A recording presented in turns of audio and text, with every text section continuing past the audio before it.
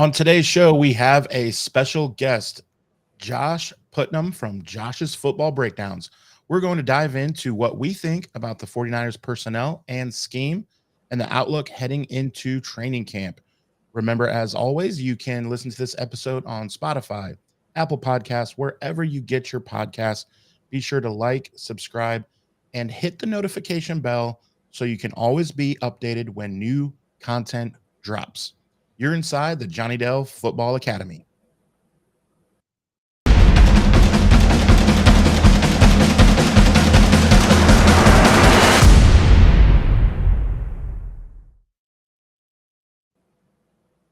Hello, Niner faithful, and welcome to the Johnny Dell Football Academy podcast on the channel that's trying to answer the whys and hows of the game. We do that by talking through and dissecting game film and diving deeper to explain why the X's zig and the O's zag. I am Adam Marino, as always, joined by Mr. Johnny Dell, and I am completely outnumbered by the brains here as we bring in just an awesome dude, Mr. Josh Putnam from Josh's Football Breakdowns. And so I am extremely out of my element and very excited. And I'm going to let the brainiacs go at it. How's it going, Josh? It's going pretty good. How are you? Very good. Very good. Excited. I actually just got back. I give Johnny a hard time as a Blazer fan, as I know he's from that area. I just got back from Cincinnati because, as you know, I am faithful to the Bay. And so I went to the Giants game against the Reds. And unfortunately, we did lose. And I actually have to take some of the blame. I got a quick story for you guys. Here's what happened. I'm in the left field bleachers, and I am just giving it to their left fielder. He's got to be thinking, why am I getting heckled so much at home? But I am giving it to him because every time we have a right-handed batter up, if people know anything about baseball, you pull the ball, you're going to have to guard the line. He's way near center field. So I'm screaming at him that he's out of position. And what does Wilmer Flores do? He hits a shot down the line and just completely makes him look like a fool. So what does he do when he gets up to bat? He hits a 3-run shot and we lose 3-2. So I do apologize to the faithful in the Bay. We lost 3-2, and we gave up a 3-run home run to the guy that I was completely heckling. Hey, but at least your team, you give me a hard time for being a Blazers fan. At least your team, your franchise player hasn't requested a trade. So, right. Yeah. So, guys, a little stuff to go over. Make sure that you are hashtag JD49 in the chat. As always, the reason for that is we want the algorithm to really pick up speed here and really notify all the Niner fans in existence. So make sure you're hashtag JD49 so that we can get the chat going. Also, if you are watching this later and feeling frustrated, remember it may be because you do not have the notification bell dinged, so you don't get the ding when we go live. So keep that in mind. If you are listening on wherever you get your podcasts and you want to catch us on YouTube, remember, just go to YouTube and hit that notification bell. So, all right, we have some questions I want to get into. Josh, we kind of want to get to know you a little bit. So if you don't mind, kind of give us your background in football. Sure. Well, I've been kind of a nut for as long as I can remember. I was in the third grade when the 49ers beat the Broncos 55-10 in the Super Bowl. And even at that young age, man, it was the topic of discussion at our school. And, that's something that really sticks with you. And I just became an absolute fanatic from that point forward to the point where I think my parents were a little bit concerned about me. Bought a few books about coaching football, read those, had a chance to coach my son when he was in elementary school. That was a lot of fun. And then, of course, in the early to late 2000s, I read an article in the Wall Street Journal that the NFL was going to make the All-22 film available to consumers, to anybody who wanted it, for $100 a year, which is nothing. And I said, oh my goodness, I have got to get my hands on that. And, really just enjoyed watching it game in and game out. And then, hey, I recognize what's going on here. And so I, take a look. And then at one point, I'm in a fantasy football group with some of my family members. And it's just for fun. We just do it for free. But, I cut up a few plays and I said, well, what do you guys think of this and this? And this guy goes, wow, where did you get that? And I said, no, I made that. And he said, you made that? And I said, yeah. And he goes, well, you should put it on YouTube. I said, okay, not really knowing what I'm doing. I put it on YouTube, and then all of a sudden, these people in the comments are saying, "Wow, this is great! I'm subscribing," and the channel just kind of took off from there, and we've just been going ever since. Yeah, I love that because I mean that's a very similar story to how I started. And what year did you start your YouTube? Oh gosh, about 5 years ago or so. Okay, so it was right around the 2018 2017 season. So it was I believe it was the 2018 season. It was the season that Nick Mullins came in late, and we had beaten Seattle for the first time in many years. We had Jimmy Garoppolo on the team, and he had gotten hurt.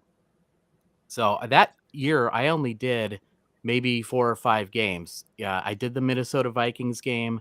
There was a lot of interesting things that happened in that game, a lot of turnovers, a lot of great plays too. What went right, what went wrong. And then, of course, beating the Seahawks for the first time and forever and ever. I had to make a video on that game too. Yeah, I mean, and I love that. That's very similar to how I started. I started breaking down film. Is the same thing. The NFL said we're going to make the all 22 available, and after you watched it for a couple of years and you saw kind of what was putting out there, you did understand why there was some pushback from like the NFL Players Association and different things of that you were going to be handing this film out there, and that it did open up the possibility that people who didn't understand what they were looking at could start making things appear the wrong way. And that's what because that's what players said they were worried about. And you have seen some examples of that. But what I think for people who are really into the X's and O's and really into the scheme of it, it's been like a treasure trove there. It's been something that completely changes your analysis and the way you look at the team when you can see it and you can see what is going on. Because the broadcast angles tell you almost nothing. It's almost criminal how little information you can get from broadcast angles of what is actually going on. And I started watching film was just by myself, and I was posting on a fan forum. People kept telling me, you need to do this on a YouTube. You need to do this on a YouTube sort of thing. And I was like, nobody's going to want to watch that. I think nobody is. And so I put out a few videos just really messing around. I've gone back and looked at them and I want to cringe, but it was once I started getting thinking, and to your credit, actually, you had a big influence on the way I ended up doing some of my content, because I was looking at what you were doing. I was looking at what like John Chapman was doing, and I was seeing both of you guys were doing things differently than I was. And I was like, okay, I have to be different than both of these guys, because I can't do what they're doing better than what they're doing. So I have to be different. And so that's why so I was looking at guys like Brett Coleman, as far as the formats that he was using, and saying, okay, these guys are doing really, really well in that. I can try and bring more of this style in just to be different. Not that it's going to be better or anything. It's just, it's different. So credit to you for having an influence on my channel of that. Cause I was looking at like, Josh is doing some really good stuff over here. I can't just try and do the same thing he's doing. There's no point in that. So I'm going to do something that's a little bit different. And so I feel like, John Chapman, we've talked about it. He's talked about, he covers every single play in every game. I mean, offense, defense, special teams. And as he's put it in his words, he goes, I cover it with a lot more brevity than the detail you'll go into. Cause he tries to cover it as almost a coach sitting with his players, just trying to get through it in about an hour. Yeah. And so he's going to use a lot more brevity. I try and stick to about 20 minutes, and pick key moments and really dive into those. And you give people a lot more than as far as plays than what I do. And so I feel like, we're at 3 different kind of flavors there that all meet different appetites that people can have. And so a big credit to you for your channel and what you've done. Well, thank you very much. That's an extraordinary compliment. I humbly accept it because I'm a huge fan of yours as well. For those of you who maybe wonder what goes on behind the scenes, that they release the film on Monday or Tuesday, just depending on how it goes, and then it's really a mad scramble to analyze it, get it all cut up, pick the key plays, like you said, diagram them, narrate them. Then you have to add in the music and the little touches and all that. And it's usually, Wednesday or Thursday by the time all that's finished and then uploaded. And then Friday, I get home from work, I kick up my feet, and then I get to be the fan and I get to watch your channel. And I'm always just so impressed with your football knowledge. It really blows me away every single time. And to your credit, the I've heard the same thing from, fans that come into my comments and say, "I watch you and Johnny every single week." And that would not be possible if we did the exact same show, right? The differences have really benefited us both tremendously, I think. Absolutely. And I think it's benefited the fan base too. I mean, the fan base doesn't need just more of us producing the same exact content over and over and over again. Then it just becomes, okay, whose personality do you like, or whose voice do you like more? And that's always a weird one. Because like I've gotten over the years, I've gotten completely polar opposites comments on that. I've had some people like, dude, your voice is droning, and then other people like, your voice is so soothing. I'm like, I don't know what to do with this. Right. And it weirds my wife out, getting a notification like 11 o'clock at night from some guy in like Ohio. Is, dude, your voice put me to sleep last night. I'm like, I don't know if that's a compliment or not. I'll receive it though. I will receive it.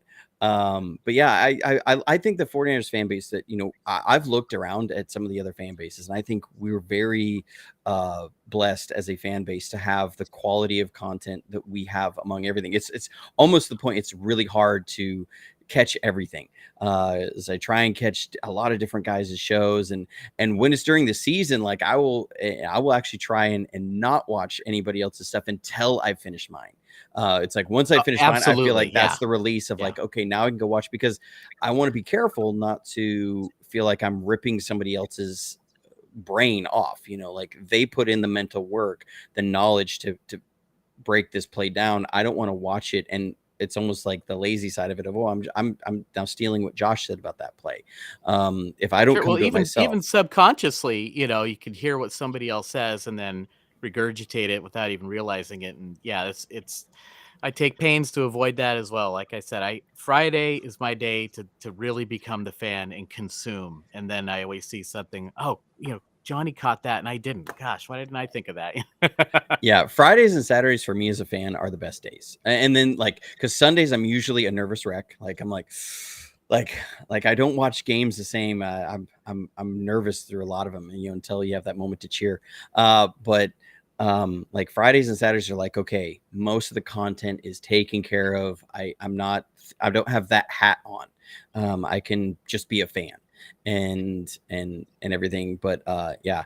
So anyways, that's enough. We've gone on that, and Adam's sitting over here like, you guys are nuts. And I will say, to watch the amount of film that we watch, you do have to be a little nutty. Like you Fair. are not Yes. a normal person. Completely fair. But yes, let's kind of get into the nitty gritty. I want to ask you guys and start with Josh. What has been the biggest change with the 49ers since the marriage of Shanahan and Lynch? Johnny calls it Shanna Lynch. Since they've came to town, what do you think is the biggest change? Well, the biggest change, that's an interesting question, because once they arrived in town, they were coming off the heels of a lot of change, right? From Harbaugh to Tom Sula to Chip Kelly to Kyle Shanahan, back to back to back to back. So it was, I think, the biggest positive change. Uh, I think you coined the phrase just perfectly, Shanna Lynch. That marriage of the personnel and the coaching departments.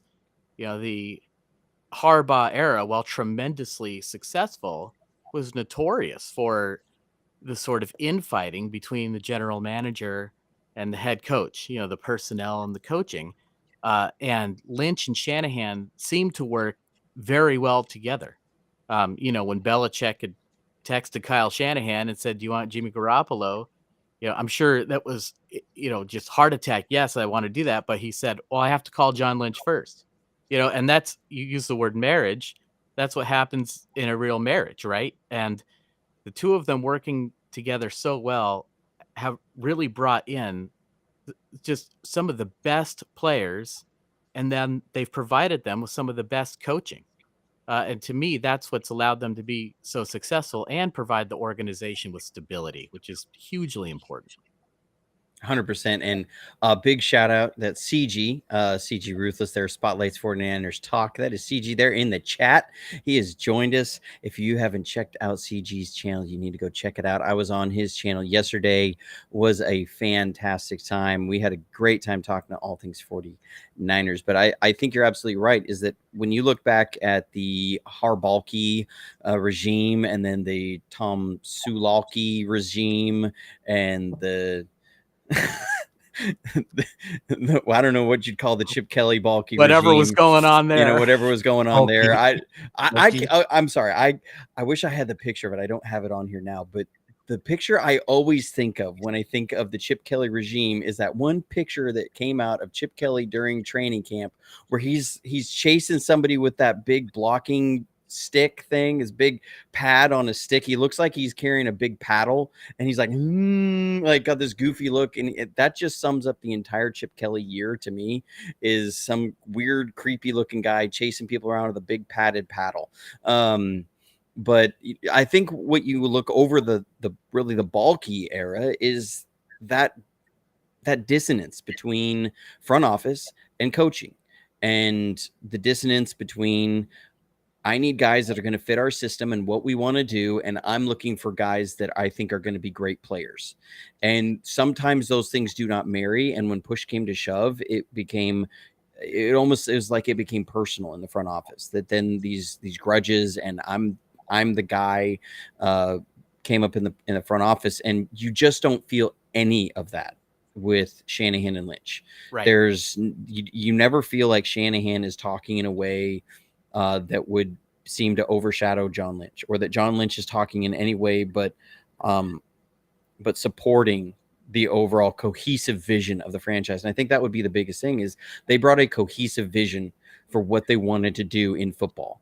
With Harbaugh, especially, while he had so much great success, it felt like 2013, 2014, you weren't sure what the vision of the team was and the direction of the team. There was a dissonance between what they were drafting, where they were going for, and what they had been. And it was just, this felt like nobody was really on the same page. And then the disaster that was Tom Sula and the gas-filled press conferences, and the Chip Kelly era of just, what the heck is this? To then get that gone and bring something in that says, okay, we're going to have a cohesive vision. We're going to have a plan of where we're going to go, and we're going to do whatever we have to do to get there in this way. And that's come with some bumps in the road, with some mistakes, and with some things that didn't work out. You look at like the Malcolm Smith signing. He was a big money free agent that they brought in, who really never saw the field for the 49ers. I think he played like 4 games for the 49ers. But they were swinging. They knew what they were trying to do, and they were trying to get there. And he was part of that. And the Reuben Foster situation, and the Solomon Thomas situation, and then the injuries with D Ford, and all the different things over time. You can see that while these things didn't work out, at least they were heading in the right direction. They knew what they were trying to do. It didn't feel haphazard. It felt like they were paying these guys for a specific reason. Bringing in Weston Richburg, he fit this system. They paid him a lot of money because he fit the system. It didn't work out, but at least they were going for a guy that fit the system, instead of here's a really good player, figure out how to use him. Is like, that's what was going on all the time in the Balky era. And so I love how you say it, the marriage of these two, that you feel like it's a cohesive organization once again.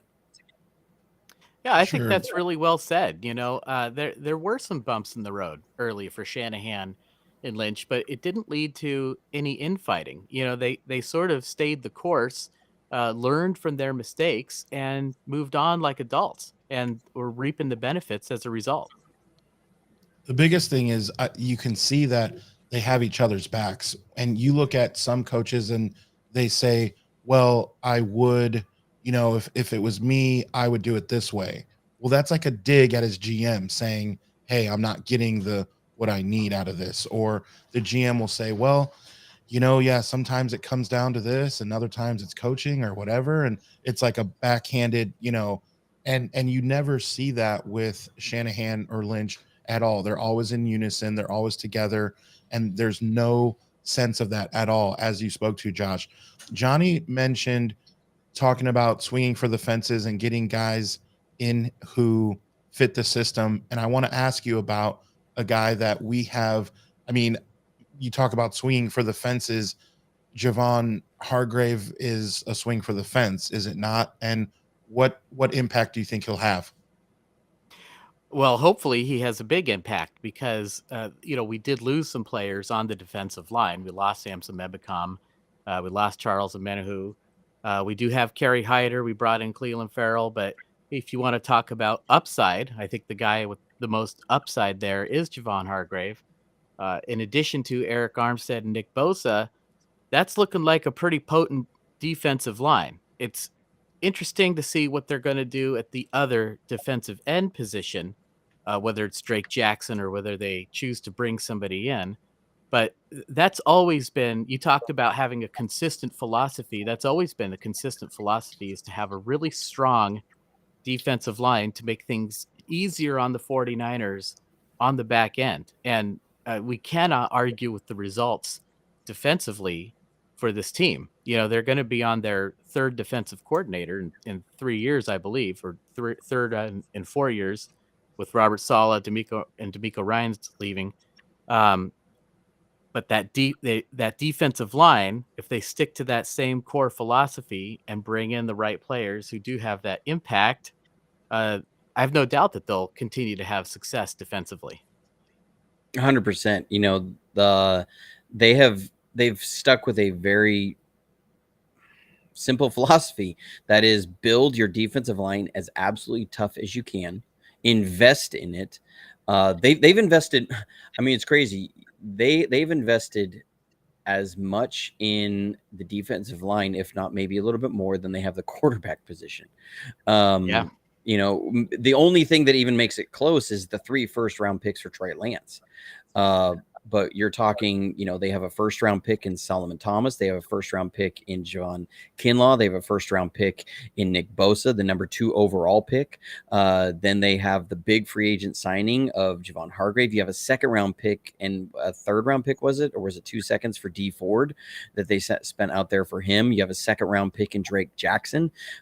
These are all high draft picks that you have, and big monies into the defensive line. And then they were paying Eric Armstead in the 11, 12, 13 million dollar a year, depending on what year of the contract it was, range on the defensive line as well. And I think Shanahan said it early on in his tenure, and he's absolutely stuck to it, which is he believes that defense is is an area that you have to have talent. You have to be more talented than the other side, because it is harder to play defense in the NFL than it is to play offense in a lot of ways, because the offense has an advantage. They have an advantage scheme wise.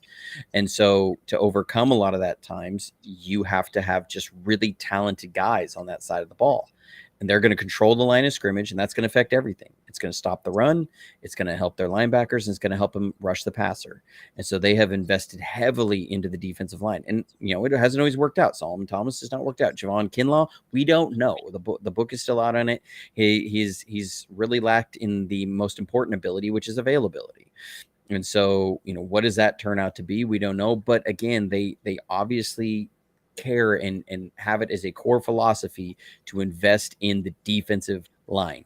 And then on offense, it's investing into matchup problems. That's really what when you look at the offense, it's about guys that are going to be matchup problems. Not always the biggest guy, not always the fastest guy. It's going to be a guy that's a matchup problem for the defense. And so it's like the priorities on offense is left tackle, center, and matchup problems. And then on defense, everybody, they want to stack that defense with as much talent as they can. They have spent big money in every single area of the defense. And then heavily weighting into the defensive line. And I think it's something that again has proved time and time again in the NFL to work. It's a winning formula. Absolutely. And they're going to continue to do it. You mentioned D Ford. If Javon Kinlaw doesn't work out, they'll go right back and load up again. And it's a winning formula. You got to stick with it, and it's paying dividends. For sure. Who is someone, Josh, that we'll go kind of a two-part question here. Sticking on defense, who is one player that you would say is kind of the anchor or the most important? And then also a split question, possibly, who's one guy that you're really like, oh no, if he goes down in injury? On defense, well, I mean, I think you're talking about the same player, right? The arguably the most important player on the defense is the one that I don't want to see go down, and that would be Nick Bosa. You remember when he went down early in 2020? That affected our entire season, and his talent is so tremendous that you never say one guy will make or break your team, but his talent's just undeniable. It's undeniable, and when he's off the field, that's undeniable as well. But he works really hard at rehab, recovery, keeping his body in top physical condition. When he has been injured, he's come back the next year and played lights out. So it's not something I tend to worry about too much. Nick Bosa, he's a guy that puts in the work, and he's going to be rewarded for that shortly. Big time. Yeah. I think, it's hard. You want to say Fred Warner as being kind of the captain of the defense, but if you just look at, I don't want to see him injured, but then it's right. Bosa's the most important guy to me. Yeah, where like my heart wants to say Fred Warner because of just how much you love Fred Warner, and he's the captain of the defense, and he feels like the emotional heartbeat of the defense. But when you look at the defense, Nick Bosa changes everything. Nick Bosa the teams will run away from him. They will try and run at him with misdirection. They have to plan their entire attack around Nick Bosa. It becomes a deal of how are we going to keep this guy from destroying our game? It's like Pat McAfee has always said about him. He's a guy out there that he looks like a big old cat sitting at the end of the line. He's just bigger than everybody. He's faster than everybody, and he's just a dog. Like that's how you feel. Like he's 100% right. That's who he is, and he changes everything. If I'm an offensive play caller, there's things I can do to get around your stud middle linebacker. It's not easy, and there's a reason that guy's important. But there's a lot more I have to do to take care of a Nick Bosa beast of a man on the end of the line that could be on either side. And it changes everything about what you can do on offense. It changes the kind of play. There's going to be certain plays on that play sheet that you just take off immediately because you say, that's a 7-step drop. I'm not dropping back, having my quarterback take a 7-step drop with Nick Bosa coming off the edge. Not doing it. I'm not giving him a chance to wreck our game like that. There's a lot of 5-step drops, 5-step with 2 hitches. Nope, those are gone. Those are out. That's only if we're down by 21 points, and dear God, hope we don't get there. There's things, certain runs. We're not running these to Nick Bosa's side. We're just not. If we come out and he's lined up over there, the quarterback's automatically told check out of the play. There's things like that that Nick Bosa does. That doesn't necessarily happen with Fred Warner. If you see him lined up over the guard and it's a certain blitz look, you're going, well, we just need to pick him up. We're not changing the play just because of where exactly Fred Warner is. Nick Bosa, he changes everything.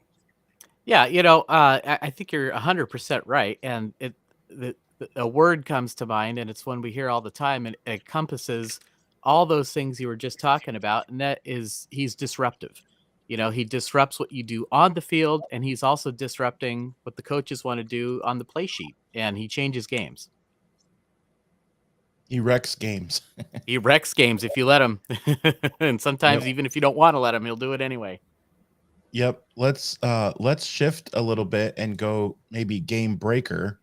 You think on the offensive side, obviously Christian McCaffrey, I think man, you think of Niner fans and just how excited we are knowing that he was able to take a chunk of information and use it. I mean, he was studying on the plane when he came over and was just ready to go. Well, now you have all that and this entire offseason, and I'm hearing from all of my non-Niner friends that they're just so excited if they get the number 1 pick in their fantasy, because it's not even close. It's Christian McCaffrey, and then who cares who else is left? That's your number 1 pick. So obviously he's the most polarizing, no question. And so what we want to talk through a little bit with you, Josh, is what do you think really shifted once Christian McCaffrey came to town? That's a great question. Earlier you gave a shout out to CG, and I want to do the same thing. Tremendous interviewer. If you guys want to see great interviews with great people, CG's channel is the one to go watch. Go subscribe to him. He is a great networker, and he's actually the one who really encouraged me and Johnny to get together and do this. And when we got Christian McCaffrey, I remember CG saying pretty much immediately, Marshall Faulk. We just got Marshall Faulk, Roger Craig, those types of players. That is what Christian McCaffrey is. And when you have somebody like that can not only be a dynamic carrier of the football, but also catch passes out of the backfield, he does all those wonderful offensive things.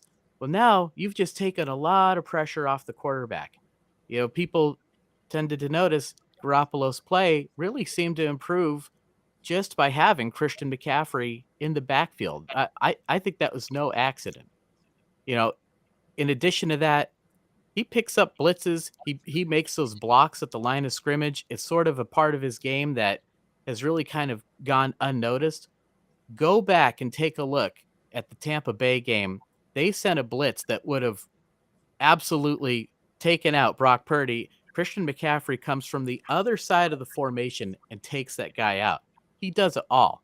And when you have a player like that on offense, it just opens up more possibilities. You have to account for him. You can't rush the quarterback or commit to that rush. Now he has more time to find George Kittle, Deebo Samuel, Brandon Ayuk. It just makes the entire team stronger as a whole. 100%. When we I remember watching that Thursday night game and the news broke that we had traded for Christian McCaffrey. Now, I had been pounding the table for Christian McCaffrey for several weeks by that point. I was tweeting at John Chapman because he would be like, the 49ers should maybe go after Brian Burns. They should go after JC Horn. And I was like, dude, they need to get Christian McCaffrey. And he was always like, I don't know, man. I don't know. I think he's going to be too expensive. I don't know. I just don't see it. And I was like, he will transform this offense. Unlike anything that we've got before, he will transform this offense, because when you look at how Kyle Shanahan structures this offense, the run game is the absolute foundation, and the ability to run the wide zone. And first thing I did, because I was like watching that Thursday. I don't even remember who was playing that Thursday night game, because I literally just put it on mute. I think it was the Colts or something, maybe. I don't know. If you remember in the chat, let me know what game was on, because here was the deal. The moment that broke, and I think it was around halftime, I literally put the game on mute. I opened my laptop and I pulled up the game film and I started watching Christian McCaffrey film. And I watched Christian McCaffrey film until about 2 a.m. that morning. I was that excited. Like I didn't believe it was true, but I was watching it, and the first thing that jumped out to me was how well he ran the wide zone, because it's a play that's in a lot of NFL offenses, and the Panthers ran it a good bit. They weren't a wide zone based, but it was a tool in their toolbox, and so there was a number of reps that you could see, and just seeing how his vision, his decisiveness on his read step, his ability to be on time on his cut step, and to hit those holes, and then the ability to hit the explosive if the hole was there. I was like, this guy is a top tier running back. And then you add in what he could do in the pass game, and you see him split out, and you see him running routes, and you're going, okay, this might be our best running back and our best receiver in one that comes to this team. And the matchup problems that creates, because so often what you would see against the 49ers, and you can speak to this as well, is a lot of times you see matching zone. It's really, really common as far as defenses playing the 49ers. And a lot of times, especially on the weak side, they're going to have a hook curl guy who's going to carry anything vertical up the seam. And so the ability that you have of being able to put a backside close into the formation that gives you a really good threat against a run, and all you got to do is run that guy down the seam, and you're going to have Christian McCaffrey with nobody within 5 yards of him, and you can dunk it down, and he's going to get 10, 12, 15 yards every single time if teams sit in that defense. Just broke defenses. It really did. Like, it just made it almost impossible to really somebody said it was the Seahawks that was on that Thursday night game. That's great, because that's so perfect. I have no. I mean, that's almost poetic that it was the Seahawks, right? And what Christian McCaffrey ended up doing to them in the playoffs. But it just broke a lot of the ways that teams love to play defense against the 49ers, and that's why you saw it was like a 9-point per game jump after Christian McCaffrey had more than 2 days with the team, and that is just bonkers to see the kind of production that we had there. And yes, Brock Purdy had something to do with that, but I've always told people it was more to do with Christian McCaffrey. And then, as you saw as the weeks went on, him getting a little more in sync with the offensive line, a little more in sync, and Jake Brendel was really coming on near the end of the year. He was picking up blocks that he wasn't picking up early in the year, and we started getting those explosive runs back. Then the offense completely just took off like a rocket. Well said. I mean, he does it all. I compared him to Paul Hornung. He does it all. Anything you want to do with him, you can do. And as you really pointed out, in terms of the X's and O's, it's just an impossible matchup for defenses. Yeah, I told people he was because his father had Ricky Watters in San Francisco, and that he was like Ricky Watters upgraded.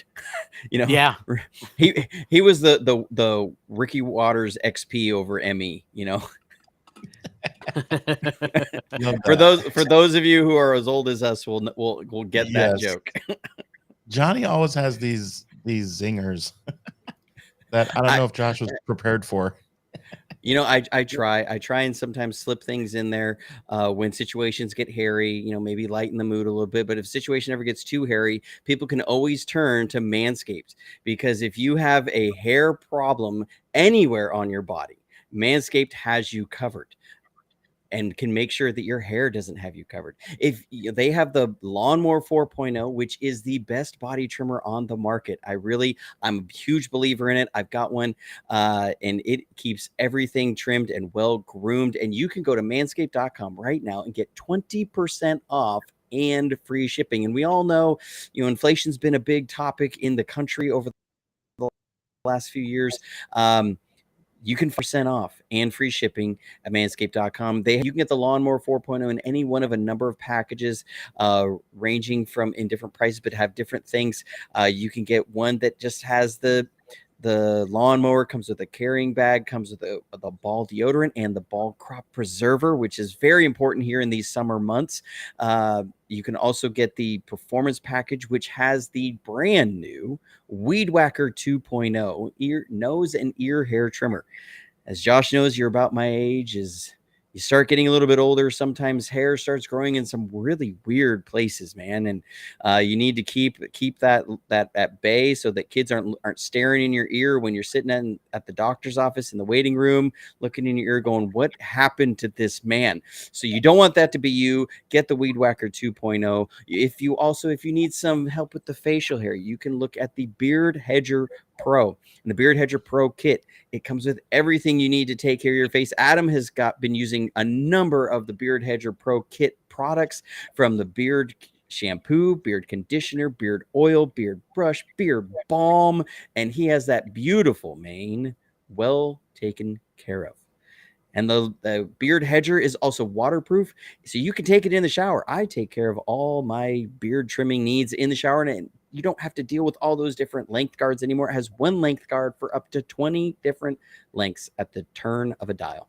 So don't waste any more time. Go over to manscaped.com right now. Use promo code JD49 to get 20% off and free shipping. Adam, I turn it back to you. Man, that's like, I like to go karaoke, but I don't want to go after someone nails Celine Dion. And like, like, how am I supposed to carry on with my life? Nobody pays the bills like Johnny pays the bills. I'll never forget that first time he was talking about ball security, right? Guys, folks in the chat, do Johnny a favor, go buy Manscaped, help him out. I mean, how can you not after that? That was incredible. And yes, my wife lets me know whenever my ear hairs start popping out, and Too much, yeah. Yeah, she lets me know. The way I will follow up is with another fun story. In the chat, you'll see we do have a shop where you can get t-shirts, and the t-shirts right now are the 3 teams that we play against in the preseason.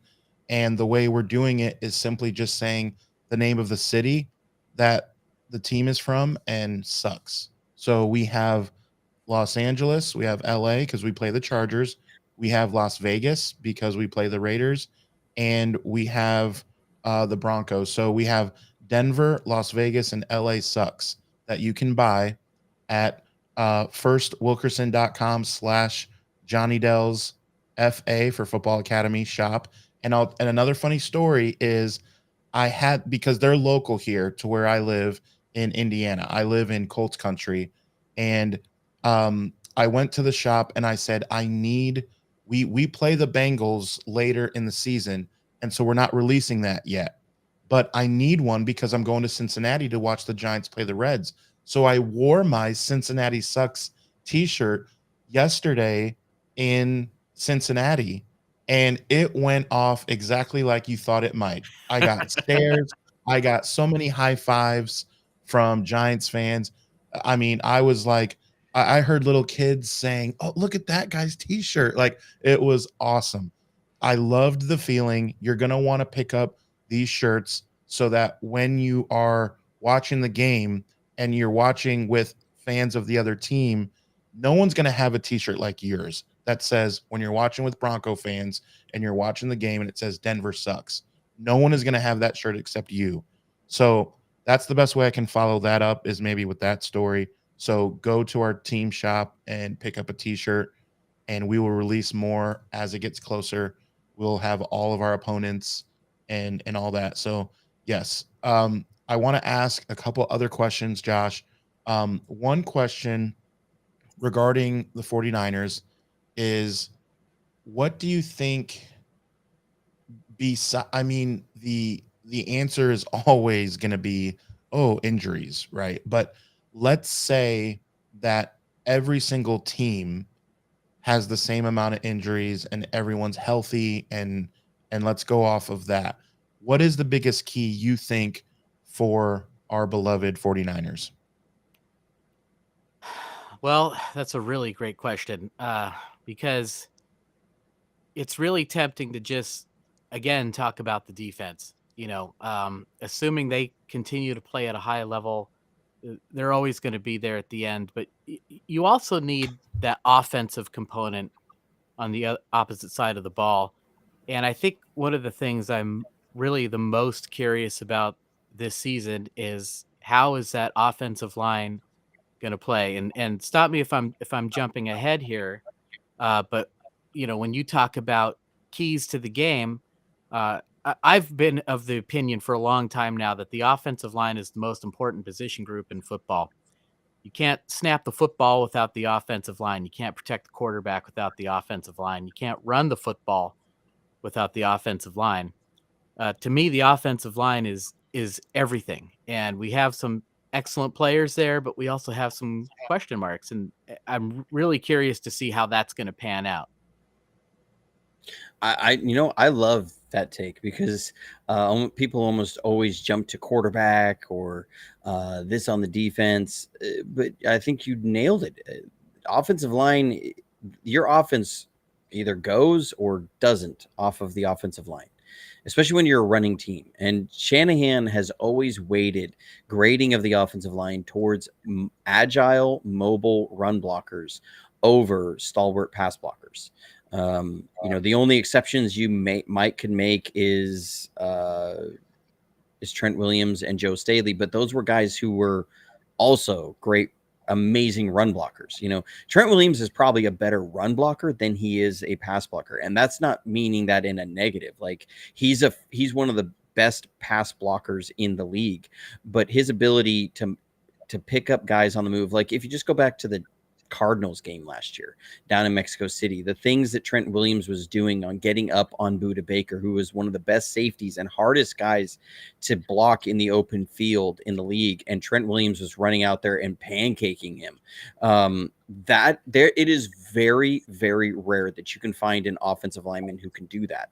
That was one of the big reasons he was brought in. It wasn't necessarily because he was such a great pass blocker. He was paid because as high as he was because of how good of a pass blocker he is. They kept Mike McGlinchey here for so long, not because of his pass blocking. We have all seen that. We have many, many examples of how Mike McGlinchey is not a stalwart pass blocker, but they loved Mike McGlinchey because of his ability to get up on the second level and make open field blocks. You look at a guy like Aaron Banks. Aaron Banks was brought in because he was supposed to be a better run blocker than he was a pass blocker.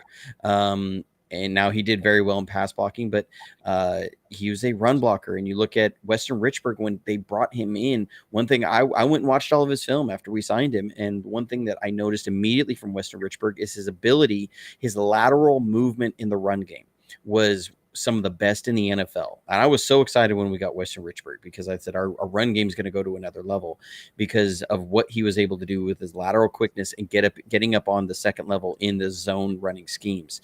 And, that's how they wait for everything. And so if they can't run block, then the whole offense tends to slow down.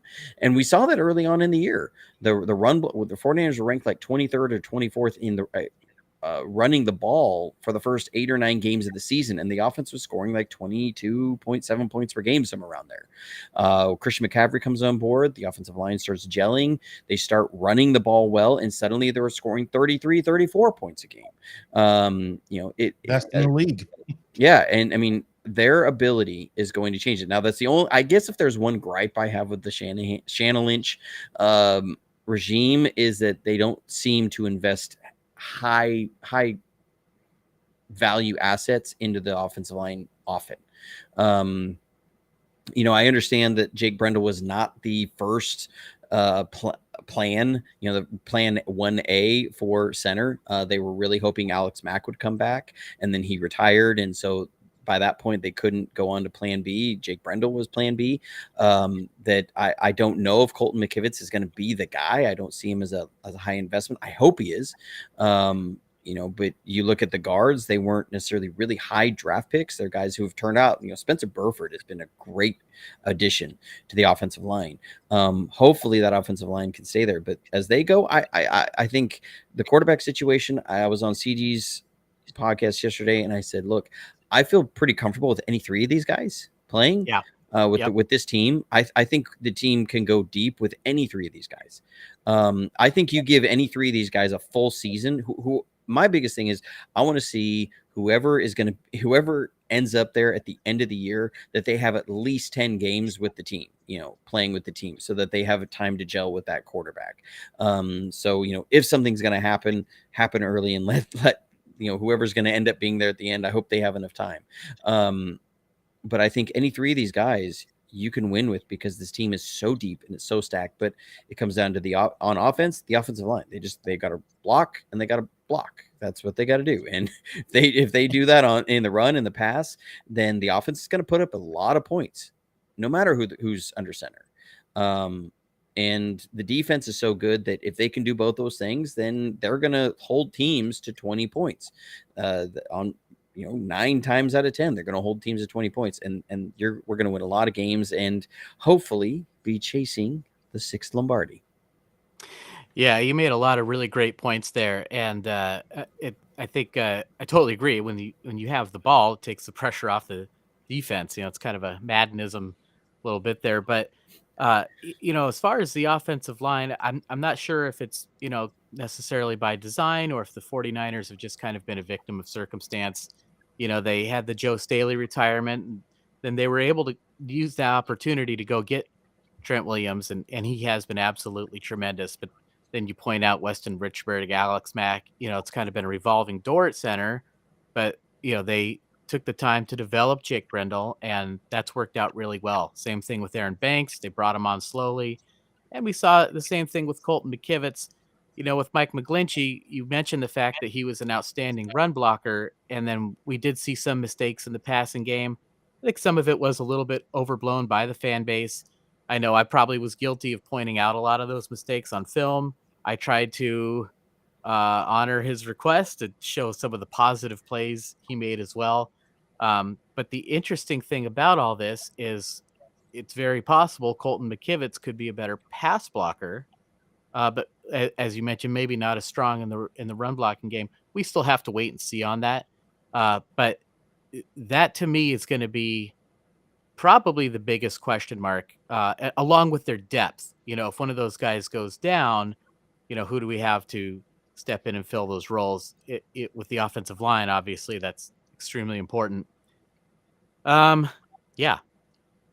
I always referred to Mike McGlinchey as like the Jimmy Garoppolo of tackles, in that most of the time, really solid, Yes. good, Yes. can do a lot of things that you want from a tackle really, really well.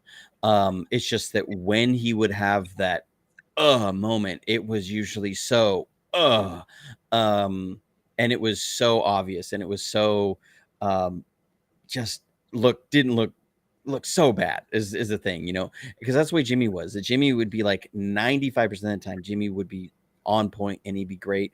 And then he would make that one play that would just make you want to pull your hair out. And you go, why?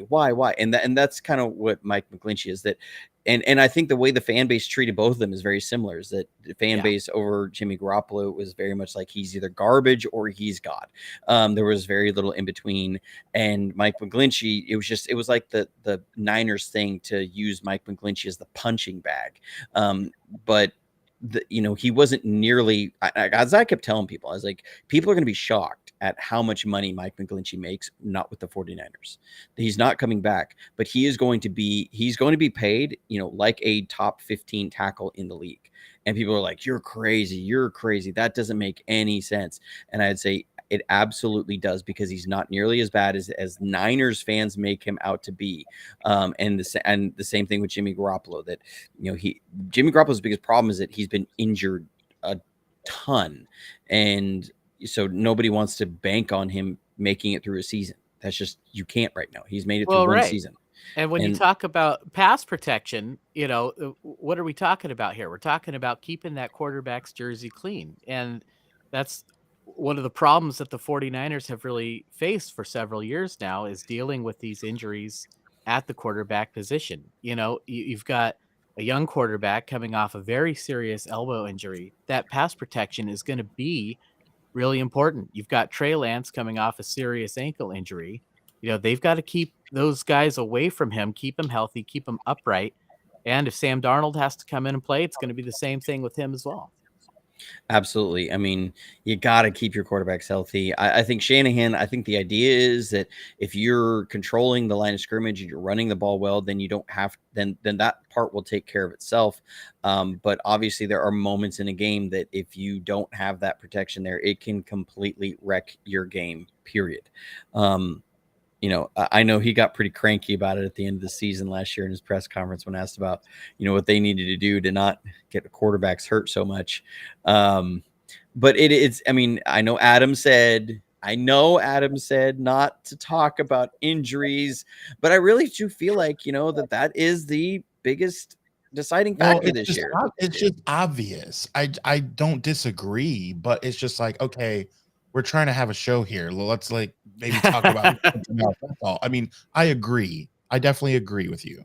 I will say that there's a large section that would agree. There's also a very vocal section that seems to want to point to everything but injuries and everything but health. And they want to say Shanahan and Lynch either got to get it done or they got to go.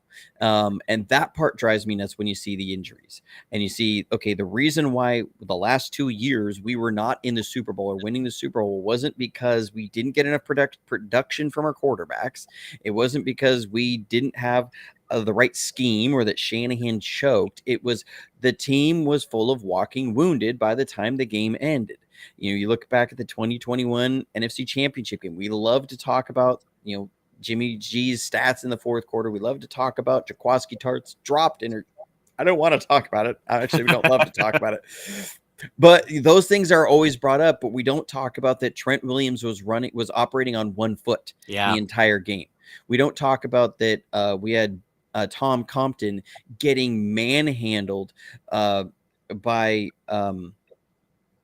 their pass rusher, totally blanking on his name. Guys, Buffalo was with Denver. Why can't I remember his name? Von Miller. There it is. I had that brain fart. Ask me another one. But you had Tom Compton getting absolutely manhandled by Von Miller. They were putting Aaron Donald over Trent Williams on some plays who's on one foot.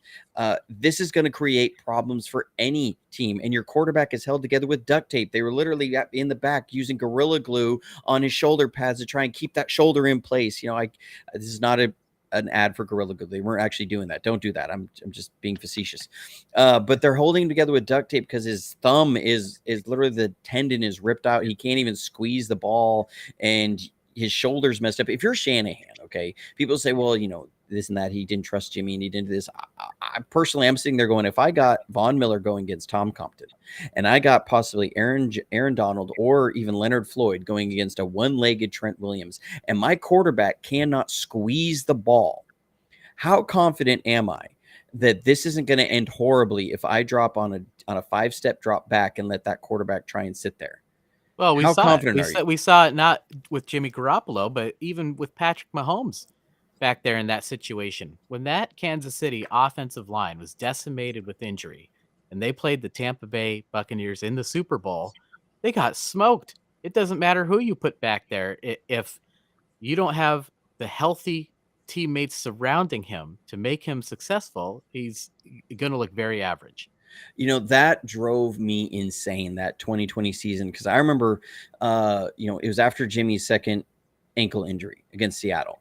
That game was the worst pass blocking I had ever seen, bar none. I actually went up and I cut up all of the drop back passes that we had. We had 21 drop back passes in that game. On 15 of those passes, there was somebody coming through the line in 1.5 seconds or less in 15 of the 21 drop back passes. The play that Jimmy got injured on, by the time he was tackled, you had 4 offensive linemen turning around, watching him get tackled.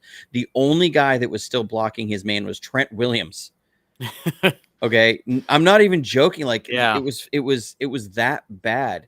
And the difference in 2020 to 2021 was health. The team was healthy and the offensive line looked like it, but then it couldn't sustain. By the end of the season, the team was so banged up and it was so hard to sustain. And that's why that dropped interception became so important, was because the offense was not in a place where you were able to play from behind. The offense, as far as health, from week 18 playing in the 17th game against the Rams versus the NFC Championship game was very different. The team was much more injured going in against the Rams the second time than they were the first time. That was the difference in the game. And when you look at this last year, we all know, we all saw the debacle and got ridiculed by Eagles fans which drove me nuts. I remember the moment that Brock Purdy went down. Like I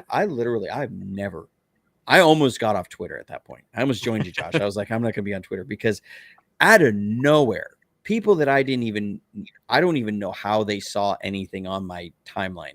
I had like 60 plus Eagles fans in my DMs tweeting at me. I have no idea who these people were.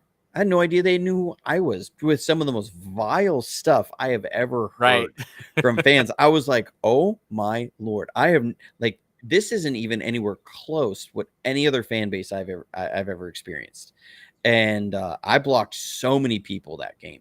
Literally in the middle of the game, I was just sitting there, just like cranky and mad, just sitting there, and it would just be insult to injury. My phone would go off, and I look down at some Eagles fan DMing me with a slew of profanities and calling me all sorts of inappropriate names that I will not mention on YouTube or will get censored. But there's 2 channels at stake here. right. We're not gonna go down that path. But I was just like, what in the world? It wasn't because we needed more production from Brock Purdy. Well, I guess it was, and that we needed Brock Purdy on the field. Well, we needed a quarterback on the field. Yes. If you had Jimmy Garoppolo in that game, I think we win. If you have Trey Lance in that game, I think we win. Like, I watched a lot of the Eagles film going into that, and I saw exactly what the players were talking about later, is that there were vulnerabilities. There were things that they had. Their safeties were ripe to be picked on in the run and pass game, and especially with the coverage structure that Philadelphia used a lot. Like, it did not lend itself to what we do on offense very well. And I was like, this is going to be a really good game. But it ended up not. But so I guess, Adam, yes, you're right. It is obvious, but it bugs me. I don't know if you can tell. I will say this. What do you guys think about the fact that over the last, maybe not so much the last couple of years now, but I remember there was a time a couple years ago where they showed a stat. It was the week after that. It might have been Sherman or Bosa went out, because we had Warner, Kittle, Sherman, Garoppolo. Did I say Kittle already? Kittle was out. I mean, I'm telling you, like 13 starters on offense and defense were out. And there was a stat, I think we were playing the Cardinals, and there was a stat that said over the last 3 seasons, starters who have missed games, it was like 239 games, and the next closest was like 187. So when people say like, oh, injuries is part of the game, like it happens to everyone, it does. But when you look at what our team has been through over the last decade, it's not even close of how many injuries. And look at, let's say, the Raiders of the 90s. They led the league in penalties, and it wasn't even close. At what point do you say, when you are leading the league in any category, if it's rushing yards, what's the reason? Let's look at the offensive line. If you lead the league in penalties, let's look at it. What are they practicing? Are they disciplined? All right, so now hear me out. If you lead the league by far in games missed by top players, at what point do you say, well, who is training these guys? Who is stretching them? What is happening? Or do we just say, no, it's completely luck of the draw? That's been my biggest frustration is you don't want to seem like that knee-jerk guy that just says, just do something, like even if it's not the right thing, just do something. But it starts to feel that way of like, I know they cleaned house like in 2017 of the leadership and in that strength and conditioning room. But after, like you said, after a while, luck over time is a pattern. And so, at some point you have to see a pattern and say, we got to, Dr. Something Wong needs to go. Like, we need to have look at a different trainer there. I don't know. It's so frustrating. Yeah, I mean, I think it's human nature. You want to, like you mentioned, you want to look for someone to blame or look for a solution, or and I talk about this on my channel all the time. There's no easy, simple solution. Otherwise, they would just do it.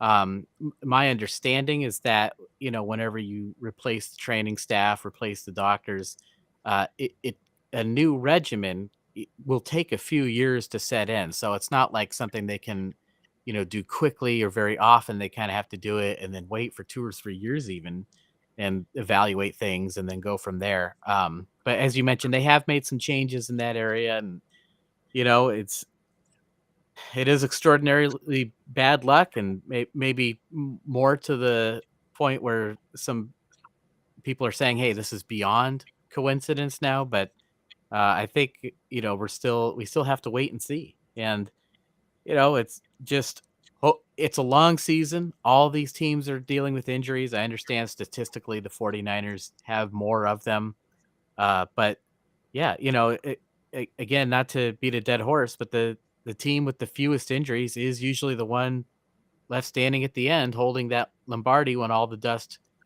clears. And the good news is that we do have the personnel, we do have the coaching staff to make that a reality if we can just stay healthy. That big if. Feels Yeah. it feels like every year, week 5, we're going, well, there goes our if. Well, and the season's only getting longer too, so I'm going, oh gosh. Yeah. That's another part that becomes so frustrating, because it feels like you get like halfway through the third quarter, the 49ers are up by 10, they're up by 11, and you're going, all right, pull everyone get out. hurt.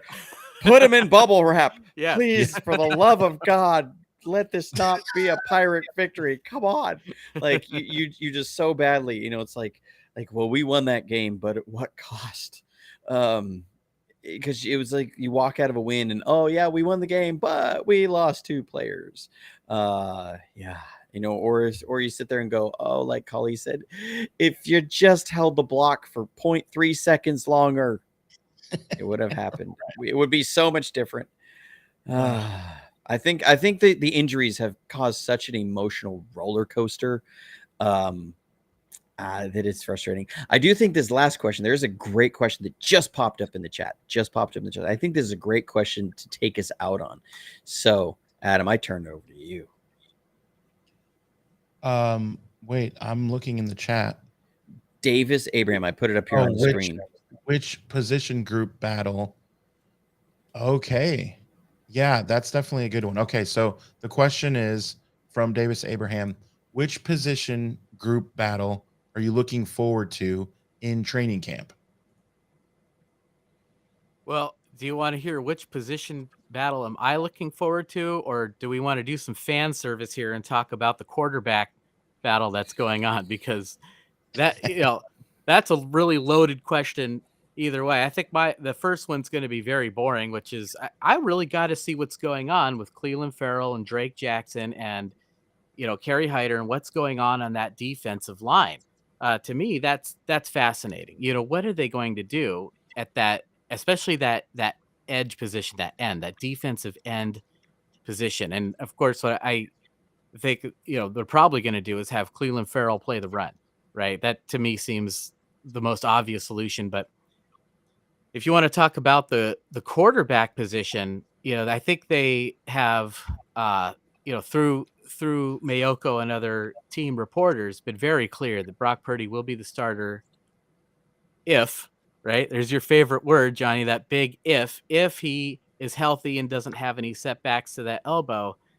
And when you're talking about like, well, maybe he'll be cleared by week 1, I mean, that's a big if. I mean, really, week 1 with no training camp, no preseason. I mean, that is really cutting it close. So to me, I got to see what's going on with the Trey Lance and Sam Darnold situation. A lot was made in the mini camp that they were splitting reps and all that. I think there were some headlines that got put out there for clicks, if I'm going to be completely blunt about it. No, people wouldn't do that. Nobody would do that. Yeah, the whole Trey Lance topic is people's favorite thing to do that with, as we well know. But it is going to be interesting to me. I think that I think it's completely fair to say that the jury is still out. It's way too soon to say, well, we've seen enough of Trey Lance. We haven't seen Trey Lance, and I want to see, what he can do if given the opportunity.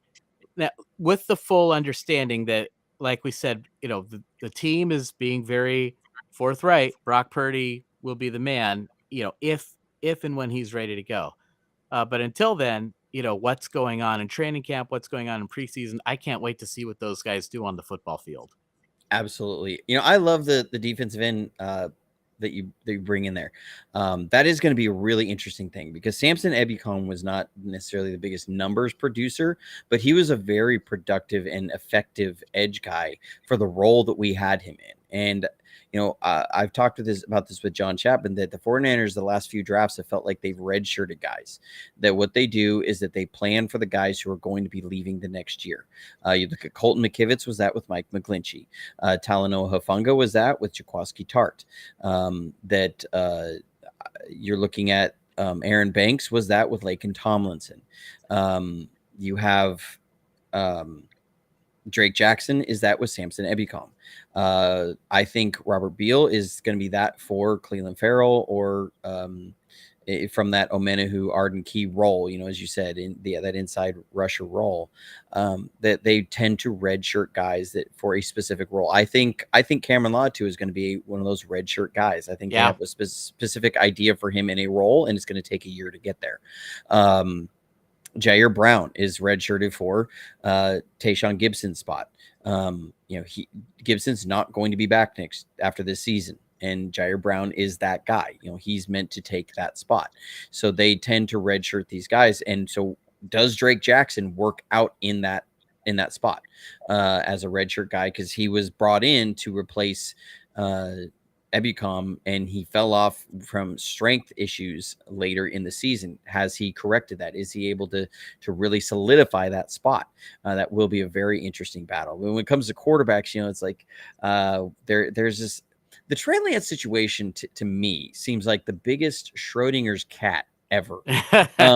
Because we don't know. We haven't seen enough with Trey Lance to really know. But by social media, people, because if you're not familiar with the Big Bang Theory or Schrodinger's cat, that the idea is that there's a cat inside this box, and it's either alive or it's dead, and you don't know, and won't know until you open the box, because until that box is opened, it's actually both at the same time.